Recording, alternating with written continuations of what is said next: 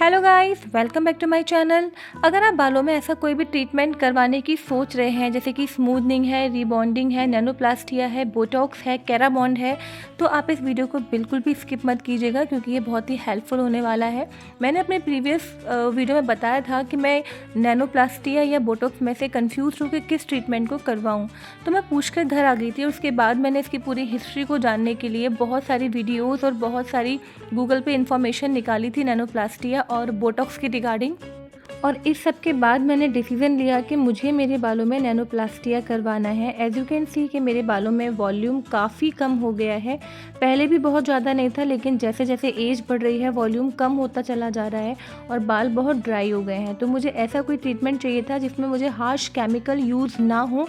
तो जब मैंने नैनोप्लास्टिया और बोटॉक्स के बारे में पता किया तो मुझे पता चला कि बोटॉक्स हो या रिबाउंडिंग हो या स्मूदनिंग हो, इन सब में जो केमिकल यूज़ होते हैं वो बहुत ही हार्श होते हैं, जैसे फॉर्मल्डिहाइड। लेकिन जो नैनोप्लास्टिया होता है ये बेसिकली एक ट्रीटमेंट है बालों के लिए। ये जो आपके डैमेज बाल होते हैं उनका डैमेज दूर करता है और ये लॉन्ग टर्म तक आपको स्ट्रेट बाल नहीं देगा। इसके रिजल्ट बहुत ज़्यादा लंबे समय तक नहीं रहते हैं क्योंकि इसमें बहुत ही लाइट केमिकल जैसे कि कोलाजन यूज़ होता है, अमीनो एसिड्स यूज़ होते हैं जो बालों के लिए अच्छे होते हैं। इसलिए मैंने डिसाइड किया कि मैं अपने बालों में नैनोप्लास्टिया ही करवाऊंगी।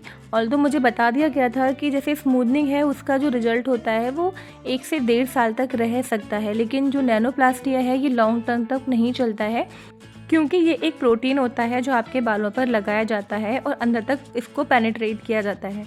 तो ये डिपेंड करता है कि जितने ज़्यादा आप हेयर अपने वॉश करते जाएंगे, हर वॉश के साथ इसका जो इफ़ेक्ट होता है वो थोड़ा थोड़ा कम होता चला जाता है, लेकिन इससे आपके बालों को कोई भी केमिकली जो नुकसान होता है वो नहीं होता। मैंने इसके बारे में जो रिसर्च की थी मुझे यही पता चला था और बाकी प्रैक्टिकली तो मैं आपको आगे बता पाऊँगी कि मेरे बालों पर इसका रिजल्ट कैसा रहा, क्योंकि इस सैलून से जब मैंने स्मूदनिंग करवाई थी तो उसका रिजल्ट मेरे बालों पर काफ़ी अच्छा रहा था और बहुत टाइम तक वो स्मूदनिंग टिकी थी।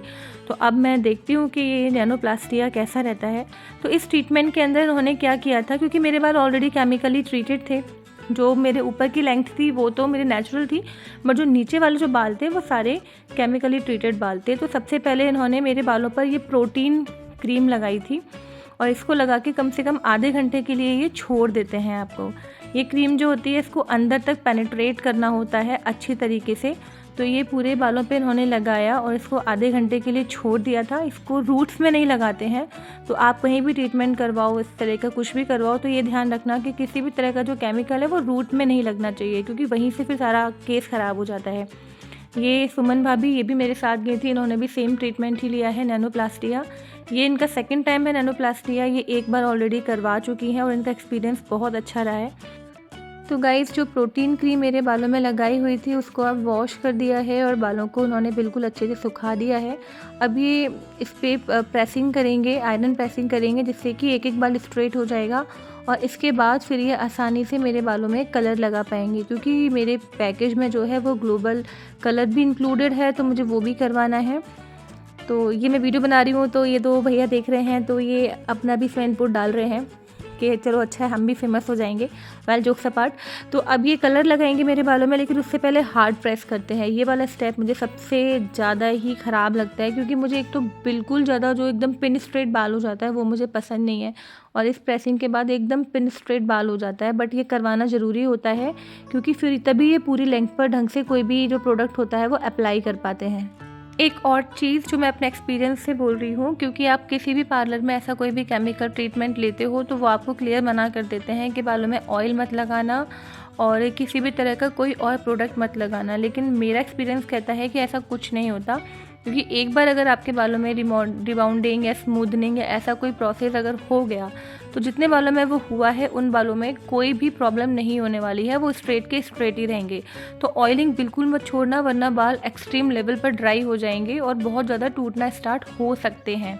क्योंकि मेरे बाल तो वैसे ही बहुत ज़्यादा वीक हैं और ये ट्रीटमेंट के बाद नहीं हुए हैं, ट्रीटमेंट से पहले भी मेरे बाल काफ़ी वीक ही थे, जो बहुत झड़ते थे। डिलीवरी के बाद से ही मुझे ये प्रॉब्लम स्टार्ट हो गई थी। तो लेकिन मैं इन ट्रीटमेंट्स के बाद भी ना तो ऑयलिंग छोड़ती हूँ और ना ही किसी भी तरह का हेयर मास्क लगाना छोड़ती हूँ, और जो घर के जो तरीके होते हैं, होम रेमेडीज़ जो होती हैं, वो भी मैं अपने बालों पे ज़रूर ट्राई करती हूँ। इसी वजह से इतने बचे हुए हैं, वरना मेरा सर तो पूरा खाली हो चुका होता बहुत टाइम पहले ही। तो गाइज़ ये था आज का वीडियो। अभी तक मैं 3 बार स्मूथनिंग तो करवा चुकी हूँ, लेकिन नैनोप्लास्टिया मैंने फ़र्स्ट टाइम करवाया है और ये सोच के करवाया है कि इसका कोई भी केमिकली नेगेटिव इफ़ेक्ट मेरे बालों पर नहीं आएगा। लेकिन ऐसा होता है या नहीं प्रैक्टिकली तो मैं आपको कुछ टाइम बाद ही बता पाऊँगी। इसका फाइनल रिजल्ट भी मैं आपको अपने नेक्स्ट वीडियो में दिखाऊंगी कि मेरे बालों का जो लुक है वो कैसा आ रहा है कलर करने के बाद और पूरा प्रोसेस होने के बाद में। और आने वाले टाइम में भी मैं आपको बताऊंगी कि जैसा ये जो ट्रीटमेंट है जो क्लेम करता है कि ये सिर्फ बालों का डैमेज कंट्रोल करता है, ये ऐसा एक्चुअली होता है या नहीं, या इसका भी कोई नेगेटिव इफेक्ट मुझे देखने को मिलेगा 1 महीने बाद या 2 महीने बाद, कैसा मेरे बालों का हाल रहा, मैं सारी चीज़ें आपके साथ शेयर करूँगी।